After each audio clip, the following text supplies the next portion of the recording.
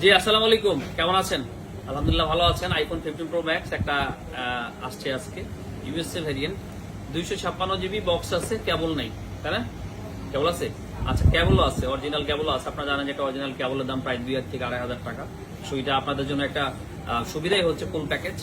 তো এই ফোনটার আপনার একটু ব্যাটারি হেলথটা কমে গেছে, 92 ব্যাটারি হেলথ আছে আর কি। এটা 200-র উপরে সাইকেল কাউন্ট, 232 বা এরকম টাইপের আর কি চার্জ সাইকেল কাউন্ট হয়েছে। 92 ব্যাটারি হেলথ আছে, natural titanium colour. IPhone 15 pro max মানেই যেন হচ্ছে ন্যাচারাল টাইটানিয়াম কালার। কাস্টমাররা এই কালারটা বাদ দিয়ে অন্য কোনো কালার সহজে ধরতেই চায় না। এর আগেও আইফোনের যে সিগনেচার কালার গুলো আসছে, প্রথমত দেখা গেছে যে কালারটা সিগনেচার কালার হয় ওটার প্রতি মানুষের ঝোঁক আলাদা থাকে। এর পরে গিয়ে যেটা হয়, ব্ল্যাক এবং গোল্ডের প্রতি কাস্টমাররা ঝুঁকে পড়ে। কিন্তু এই যে একটা কালার বের করছে, 1 বছর হতে চললো, 1 বছর শেষ হয়ে যাচ্ছে, তারপরে এই কালারের প্রতি মানুষের আকর্ষণ বিন্দু মাত্র কমে নাই। আমার মনে হয় না যে আগামীতেও কমবে।